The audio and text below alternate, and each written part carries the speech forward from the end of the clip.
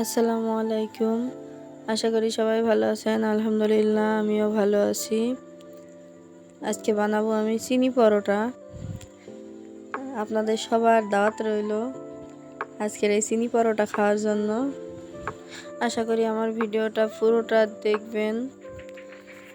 চিনি পরোটা বানাইতে প্রথমে রুলার আটা নিয়ে রুটি বানিয়ে তার উপরে তেল দিতে হবে।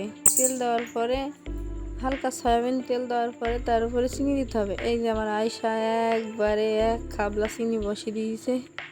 অনেকগুলা চিনি দিলে ওটা হয়েছে ফাটি যাবে, ওটা ভালো হবে না, তাই হালকা করে চিনিটা ছিটিয়ে দিতে হবে, তাহলে খুব সুন্দর হবে। এই যে আমার আয়সা অনেকগুলা চিনি দিয়ে দিয়েছে এখানে। তারপরে এই রুটিটা ভাজ করে দিতে হবে সুন্দর করে, একেবারে ভালোভাবে ঠাসি ভাজ দিতে হবে, যার কারণে ভালোভাবে ভাজ দিলে ওটা যেন না খুলে যায়। তারপরে খুব সুন্দর করে ভাজ দেওয়ার পরে ওটা আবার বেলুন দিয়ে বলতে হবে।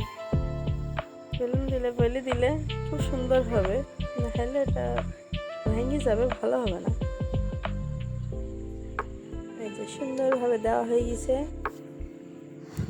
এবার এটা বেলে নিতে হবে। এবার এটা বেলে নেব, তাহলে তেলের উপরে দিলে এটা ফেটে যাবে না, খুব সুন্দরভাবে ভাজা হবে। আর চিনিগুলো সাথে লাগিয়ে যাবে, সুন্দর হবে। নাহলে চিনিগুলো গলবে না, রুটির সাথে মিশবেও না, এই জন্য ভালো লাগবে না। তাই সুন্দরভাবে বেলে নেওয়া হয়েছে যেন ভালো হয়, খেতেও খুব ভালো হয়। আমি মাঝে মধ্যেই বানাই, বিশেষ করে বাচ্চারা এগুলো খুব পছন্দ করে মিষ্টির কারণে। এগুলোর ভিতরে চিনি দেওয়া থাকে, এই জন্যে। আমার আয়সা তো রেডি হয়ে গেছে খাওয়ার জন্য। আমার বলা শেষ, এবার এটা ভাজতে হবে। এবার এই পরোটাটা খুব সুন্দরভাবে ভেজে নেব। আগে অনেকগুলাই তৈরি করা হয়েছে, একটা ভিডিও করা হয়েছে। এবার একটা সুন্দর করে ভাজার পরে খাওয়ার উপযোগী হয়ে যাবে। আমার আয়সা তো রেডি খাওয়ার জন্যে। কত সুন্দরভাবে ফুলিছে, এই তো খাওয়ার জন্য রেডি।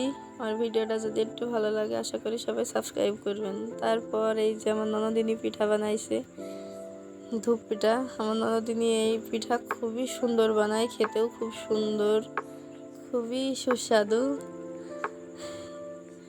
যে কত সুন্দর হয়েছে, এত সুন্দর টেস্ট। আমার ননদ আসলেই পিঠা বানিয়ে নিয়ে আসে আমাদের বাড়িতে, এমনকি আমাদের এখানে আসলেও বানাই। এই ভিডিওটা যদি একটু কারোর ভালো লেগে থাকে আশা করি একটা লাইক দিবেন। খোদা হাফেজ।